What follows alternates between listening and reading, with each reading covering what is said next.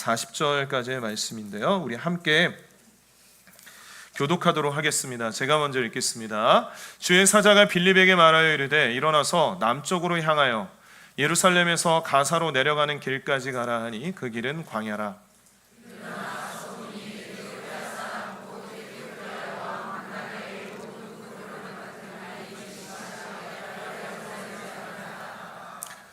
돌아가는데 수레를 타고 선지자 이사야의 글을 읽더라.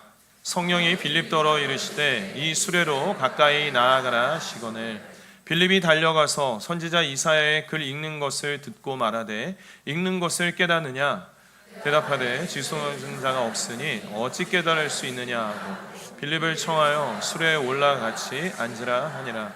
읽는 성경 구절은 이것이니 일렀으되 그가 도살자에게로 가는 양과 같이 끌려갔고 털 깎는 자 앞에 있는 어린 양이 조용함과 같이 그의 입을 열지 아니하였도다. 그가 굴욕을 당했을 때 공정한 재판도 받지 못하였으니 누가 그의 세대를 말하리요 그의 생명이 땅에서 빼앗김이로다 하였거늘 그 내시가 빌립에게 말하되 청컨대 내가 묻노니 선지자가 이 말하는 것이 누구를 가리킴이냐 자기를 가리킴이냐 타인을 가리킴이냐. 빌립이 입을 열어 이 글에서 시작하여 예수를 가르쳐 복음을 전하니 길 가다가 물 있는 곳에 이르러 그 내시가 말하되 보라 물이 있으니 내가 세례를 받음에 무슨 거리낌이 있느냐. 이에 명하여 수레를 멈추고 빌립과 내시가 물에 내려 빌립이 세례를 베풀고 둘이 물에서 올라올새 주의 영이 빌립을 이끌어간지라 내시는 기쁘게 길을 가므로 그를 다시 보지 못하니라. 나타나 여러 성을 지나다니며 아멘. 오늘 이 말씀으로 영적 공허함 속에서 예수를 만나다라는 제목으로 하나님의 말씀을 함께 나누겠습니다. 누가는 사도행전을 기록하면서 교회가 크게 부흥했습니다. 많은 사람이 예수님을 믿게 되었습니다. 이렇게 큰 그림, 숲에 대해서만 말하고 기록한 것이 아니라 하나님께서 우리가 보는 바와 같이 흩어진 사람들 디아스포라를 통해서 복음이 예루살렘을 넘어가게 되고 유대와 사마리아 땅끝까지 전해지는 그러한 큰 그림과 숲에 대해서 기록함과 동시에 하나님께서 어떻게 한 사람을 만나고 계시고 어떻게 예수님 만나게 하셨는지 그 나무에 대한 부분도 이렇게 기록하고 있는 것을 보게 됩니다. 그래서 앞으로 3주간은 오늘을 포함해서 그 세 사람을 살펴볼 텐데요. 예수님을 만난 한 사람, 또 한 사람, 또 한 사람에 대해서 함께 나누도록 하겠습니다. 오늘 본문 말씀에 등장하는 한 사람은 에디오피아 내시입니다. 그리고 하나님께서는 이 에디오피아 내시를 예수 믿게 하기 위해서 빌립이라는 전도자, 7집사 중에 한 사람이죠. 그 빌립을 사용하십니다. 그 네덜란드의 렘브란트라는 화가가 그린 그림이 있는데요. 그 그림을 보시면 그 에디오피아 내시의 세례라는 제목입니다. 1600년대에 그려진 어떠한 빛의 화가다라고 하는 그러한 유명한 화가죠. 근데 그림을 한번 보시면 이제 빌립이 있고 빌립에게 세례를 받는 에디오피아 내시의 모습이 있는데 이 에디오피아 내시의 모습과 어떤 하인들, 그를 수종드는 하인들의 뒤의 모습을 보니까 여러분 어떻습니까? 느낌이? 뭔가 모피 옷을 입고 있는 것 같고 굉장히 좀 럭셔리하지 않습니까? 그리고 뒤에 있는 하인들도 보통 사람들이 아닌 것처럼 보입니다. 그런데 이 렘브란트가 이 그림을 그리던 그 당시에는요, 흑인에 대한 인권이 무너진 때였거든요. 즉 네덜란드가 동인도회사, 어떤 서인도회사를 통해서 흑인들을 아프리카에서 데려다가 노예로 팔던 그런 시대였는데 렘브란트가 이 에디오피아 내시 흑인을 어떠한 그 겉모습으로 굉장히 좀 화려하게 굉장히 럭셔리하게 이렇게 그린 이유가 있습니다. 왜 그런가 하면 당시에, 그러니까 오늘 본문 말씀에 등장하는 에디오피아 내시가 살던 그때에는 에디오피아가 굉장한 강대국이었습니다. 그래서 로마 제국도 건들지를 못했습니다. 로마 제국이 지역을 확장하면서 정복하고 거기를 이제 제국화시키는데 에디오피아는 그럴 수가 없었어요. 그래서 평화 협정을 맺고 자주 독립국가로서 그냥 에디오피아는 존재할 정도로 굉장히 파워가 있었어요. 철기가 많이 생산이 돼서 무기를 많이 만들어서 군사력이 뛰어났고 또 에디오피아가 이 아프리카 대륙의 북부 쪽에 있거든요. 근데 아프리카에서 나오는 요즘 금값이 엄청난데 황금이라든가 상아라든가 대리석이라든가 향품이라든가 이러한 아프리카 특산물을 로마나 아니면 더 멀리는 인도에까지 이렇게 무역하는 것을 통해서 에디오피아는 경제적으로나 군사적으로나 굉장히 강한 그러한 나라였습니다. 그러니 렘브란트가 그 에디오피아 세례받는 에디오피아 내시를 그림에 있어서도 저렇게 굉장히 좀 화려하게 그린 것이죠. 근데 그 에디오피아 내시가 맡은 역할이 있습니다. 그 나라에서 그 직분은 27절 말씀에 보니까 에디오피아 사람 곧 에디오피아 여왕 간닥의 모든 국고를 맡은 관리인 내시가 라고 했습니다. 그러니까 이 에디오피아 내시가 맡은 역할은 뭐냐면 모든 국고를 맡았다라고 했습니다. 당시에는 여왕의 재산, 나라의 재산 구별되지 않고 모든 이 나라의 돈을 맡고 있는 자였다라는 것입니다. 그러니까 어떠한 나라의 중요한 사업을 하고 뭐 외교를 하고 중요한 건물을 짓고 다 돈이 필요하지 않습니까? 근데 그 돈줄을 쥐고 있었던 사람이 바로 이 에디오피아 내시였어요. 그러니까 엄청난 절대적인 권력, 에디오피아에서 2인자였습니다. 엄청난 권력을 가지고 있고 또 그 에디오피아 여왕이 신뢰를 했기 때문에 또 중요한 그곳을 맡겼겠죠. 국고를 맡겼겠죠. 그래서 에디오피아 내시는 권력과 돈이 정말 많은 사람.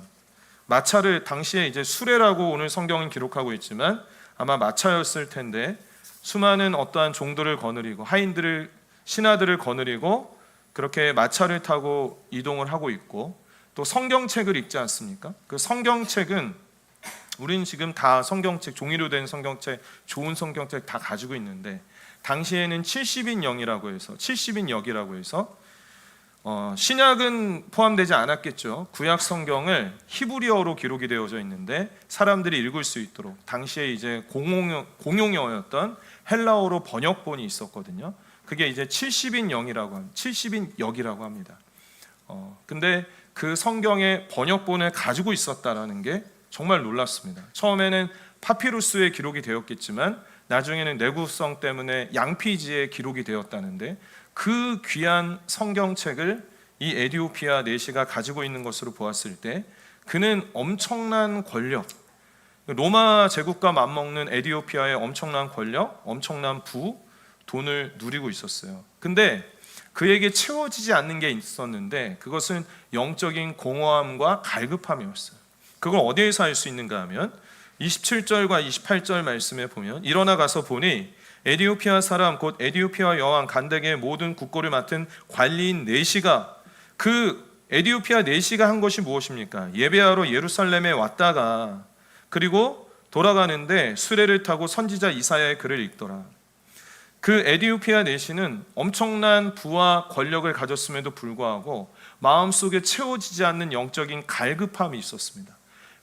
뭔가 인생이 빈 것 같은데 뭔가 내가 인생에 더 추구해야 될 진리가 있는 것 같은데 나는 누구고 나는 어디로 가고 있고 내 인생의 가장 중요한 정말 내 영혼의 이 갈급함은 누가 채워줄까 어떻게 할까라는 마음 때문에 아마도 유대교 또 그 예루살렘 성전에 예배드리기 위해서 갔을 거예요.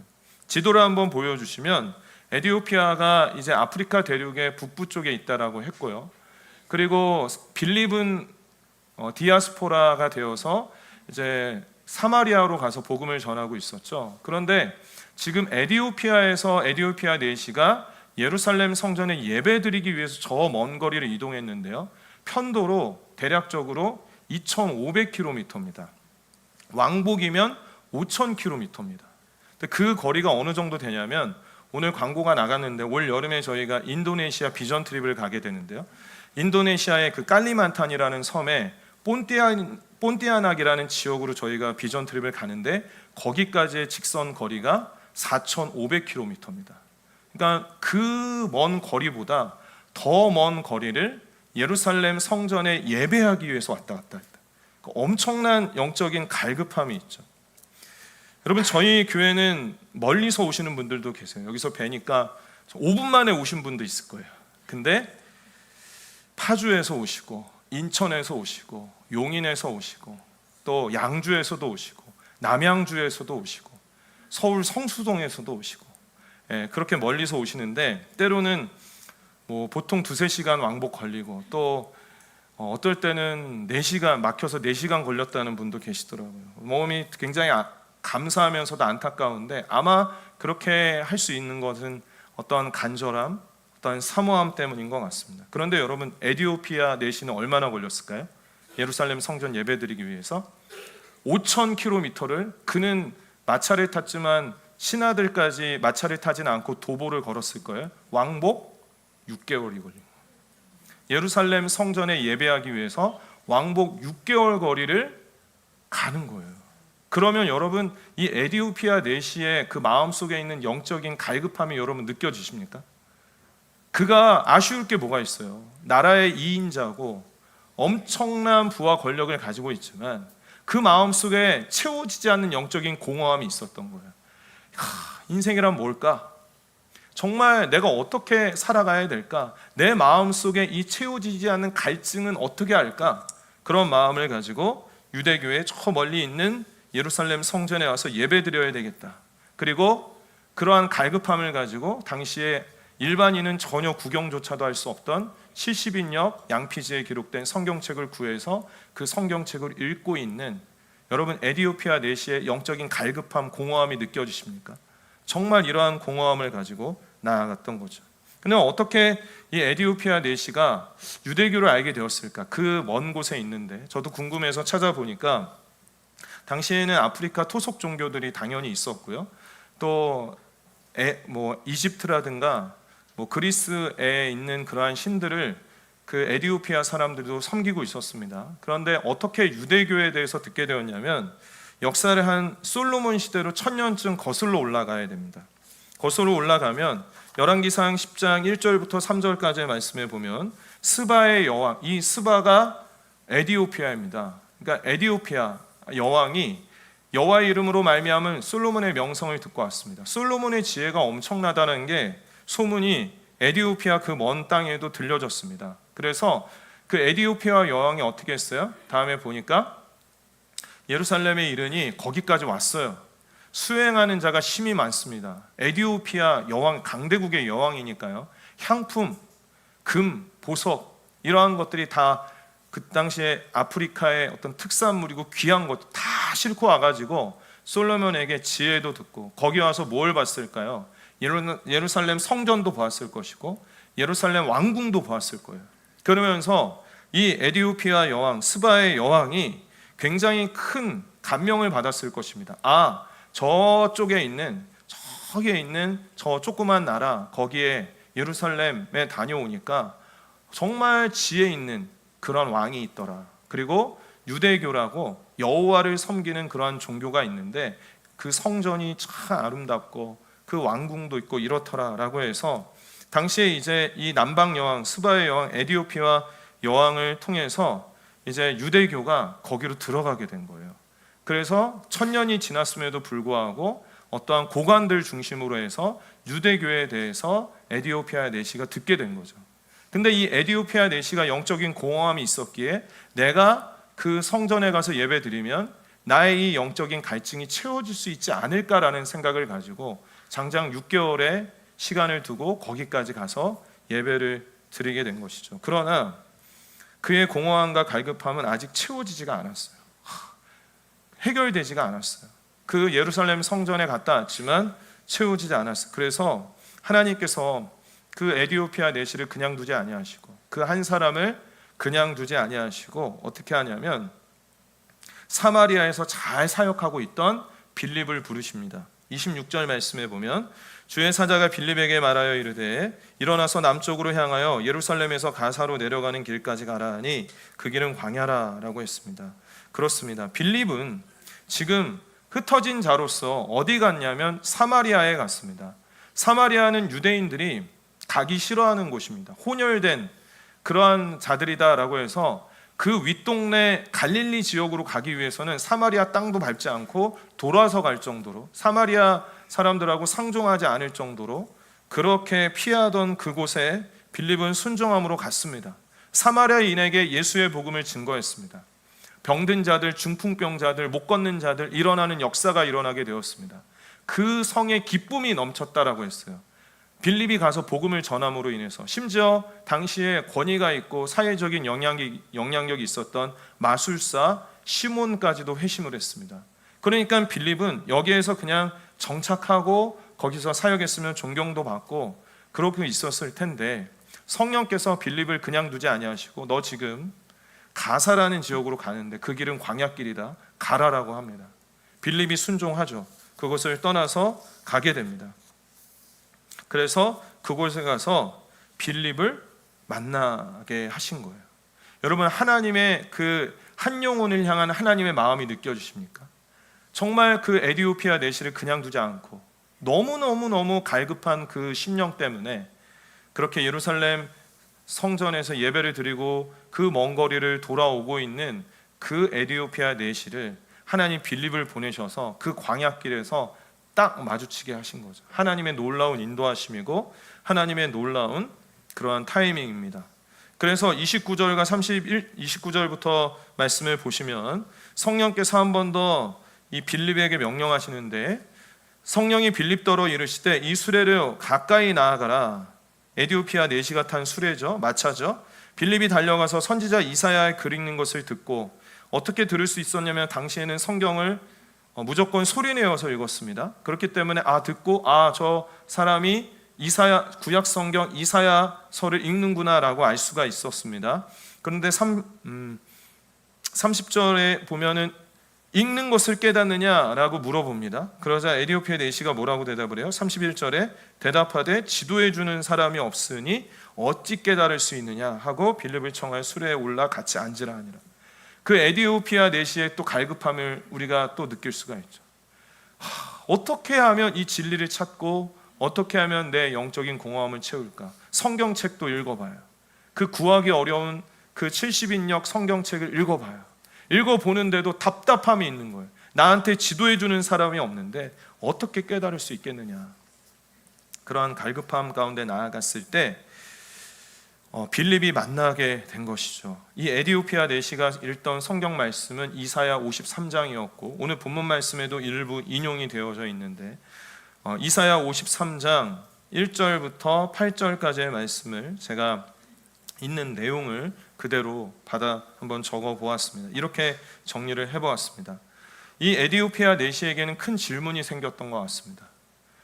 진리를 발견하기 위해서 성경책을 읽는데 그 성경에서 이야기하고 있는, 기록하고 있는 그는 누구인가에 대한 갈급한 질문이 생겼습니다.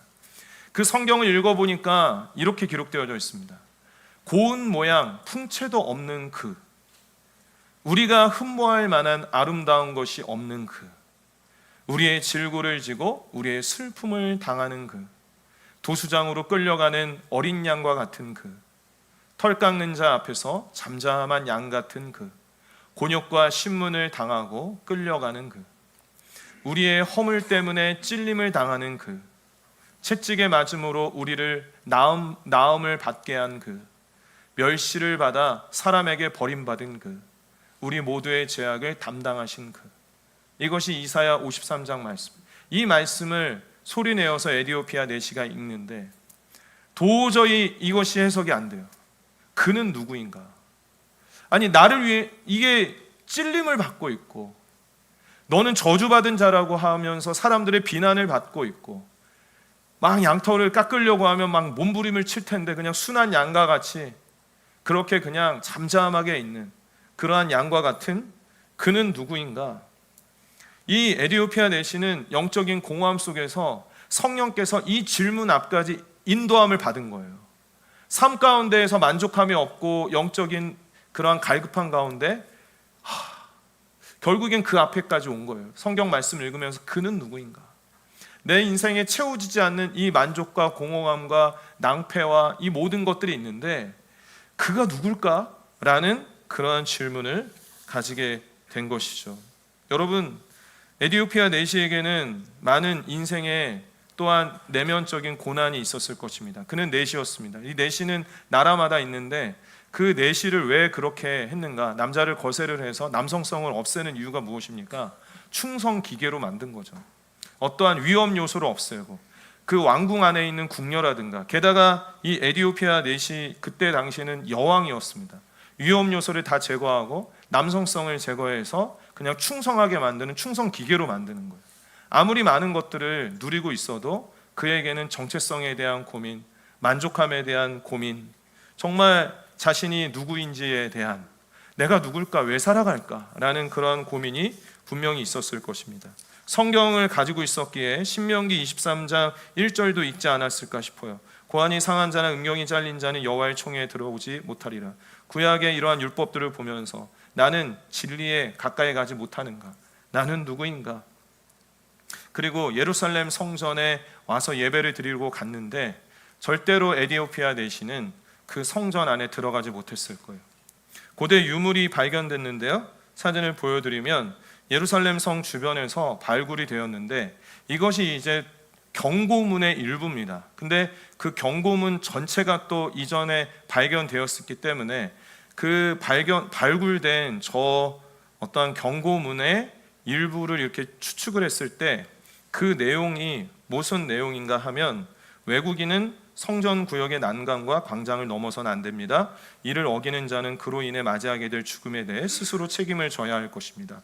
외국인, 이방인은 들어가지 못합니다. 그러면 그들이, 저게 이제 이스탄불 박물관에 있는데요, 그 유물 박물관에 있는 건데 실제로 이 내시는 저 경고문을 봤을 거예요. 그렇게 멀리에서 와서 뭔가 진리를 찾고자 해서 영적인 갈급함 때문에 들어가서 유대교회, 그 여호와라는 그 신을 한번 만나보고자 했는데 그 성전에 들어가 보지도 못한 거예요. 그럼 어디 있었을까? 이방인의 뜰이 있었습니다. 이방인의 뜰에서 멀찌감치 그 성전만 겉에서 바라보면서 뭔가 그렇게 있었을 거예요. 이방인의 뜰에서는 무슨 일을 했냐면 성전세를 낼 수 있도록 환전하는 환전상들이 있고, 재물을 갖다 팔기 위해서 비둘기나 염소를 파는 장사꾼들이 있었습니다. 얼마나 동물의 냄새가 나고 얼마나 그 시끄럽고 그렇게 어려움이 있었겠어요. 근데 그렇게 갈급함을 가지고 갔는데 그렇게 밖에서 이방인의 뜰에서 겨우 그냥 보고 예배를 드리고 돌아오는 그 허탈함과 낭패감과 답답한 그런 마음을 가지고 이 성경을 읽고 있었던 거예요. 그런 그를 하나님이 빌립을 보내서 만나게 하신 거죠. 그래서 그 가운데에서 그러한 생각이 있었던, 그는 누구인가? 이 이사야 선지자가 말하고 있는 그는 누굴까? 그 고민이 오늘 본문 말씀 34절 말씀에 고스란히 나타납니다. 그 내시가 빌립에게 말하되 청컨대 내가 묻노니, 빌립을 안 쳤잖아요. 그리고서 물어보는 거예요. 선지자가 이 말하는 것이 누구를 가리킴이냐? 지금 여기에서 말하고 있는, 찔림을 당하고 있고 우리를 위해서 고난당하고 있고 그 위에서 십자가에서 죽은, 고통당한 그가 누구냐? 잘 이해가 안 된다. 선지자 그 자신을 가리킴이냐, 타인을 가리킴이냐, 그는 누구인가라는 그 질문 앞에서 갈급함을 가지고 나아갔을 때 35절 말씀 같이 한번 읽을까요? 시작. 빌립이 입을 열어 이 글에서 시작하여 예수를 가르쳐 복음을 전하니. 드디어 빌립을 통해 에디오피아 내시는 예수님에 대해서 들을 수 있게 된 거예요. 그토록 찾던, 그토록 간절히 원했던 나의 영적인 공허함과 나의 자존감과 인생에 풀지 못한 그러한 만족, 인생의 그러한 만족과 인생의 목적, 이러한 것들을 채울 수가 없었고 그는 누구인가에 대한 갈급함이 있었고 그런 마음이 있었는데 하나님께서는 이 빌립을 보내서 예수를 가르쳐 복음을 전하게 되었어요. 어떻게 되었을까요? 빌립은 그 자리에, 에디오피아 내시는 그 자리에서 예수님을 영접하게 되었습니다. 내가 내시더라도, 내가 이방인이더라도, 내가 이렇게 채워지지 않는 이 나의 삶의 영적인 공허함은 예수님이 채우시는구나. 그는 바로 예수님이구나.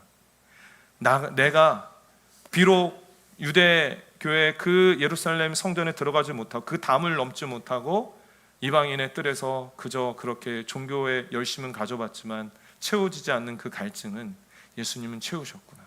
이방인이더라도 믿는 자는 누구든지 구원받을 수 있구나. 내가 태어나면서부터 죄인이어서 나의 끝은, 내 인생의 끝은 영원한 죽음인데 그 죽음에서 건져주신 분이, 나를 살리기 위해서 찔림을 당하신 그 분이 예수님이구나. 예수님을 만나고 예수님을 영접하게 된 것이죠. 정말 놀라운 일. 나중에 이방인의 사도로 부름받은 사도 바울은 이방인들에게 이렇게 선포하고 있습니다. 에베소서 2장 11절부터 14절 말씀에, 그러므로 생각하라. 너희는 그때 육체로는 이방인이요 손으로는 육체에 행한 할례를 받은 무리라 칭함받는 자로부터 할례를 받지 않은 무리라 칭함을 받는 자들이라. 그때 너희는 그리스도 밖에 있었고 이스라엘 나라 밖의 사람이라 약속의 언약들에 대하여는 외인이고 세상에서 소망이 없고 하나님도 없는 자였는데, 13절 같이 읽습니다. 시작. 이제는 전에 멀리 있던 너희가 그리스도 예수 안에서 그리스도의 피로 가까워졌느니라. 14절 읽습니다. 그는 우리의 화평이신지라 둘로 하나를 만드사 원수된 것 곧 중간에 막힌 담을 자기 육체로 하시고. 아멘. 할렐루야.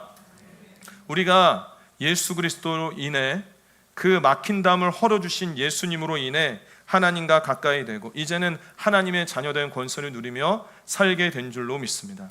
여러분, 인생 가운데 그는 누구인가?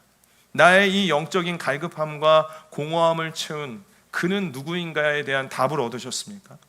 그분은 바로 예수 그리스도예요. 여러분이 일상생활을 이제는 한 주간을 살아갈 때, 여러분의 삶에 환난이 닥치고 인생이 참 무의미하다라는 그런 허무함이 몰려올 때, 우리는 어떠한 질문 앞에 서야 되겠습니까? 그는 누구인가? 예수님이 나를 만족하게 하시고 예수님이 나를 위로하시고 나를 위해 십자가에 달리신 그분의 사랑과 은혜 앞에 바로 서야 할 줄을 믿습니다. 여러분, 빌립은 그 자리에서 에디오피아 내시에게 세례를 행하고 또 성령께 이끌려 어디론가 가서 그곳에서 또 복음을 전하는 삶을 살아가게 됩니다. 에디오피아 내시에 대한 기록은 이후에는 전혀 없어요. 어떠한 삶을 살아갔을까요? 예수 믿는 삶, 천국을 바라보는 삶, 영원한 삶에 대한 소망을 가지고 영적인 갈급함과 공허함이 예수님만으로 만족되는 삶을 살아가게 된 줄로 믿습니다. 우리를 그 삶으로 부르신 하나님을 찬양합니다. 함께 기도하겠습니다.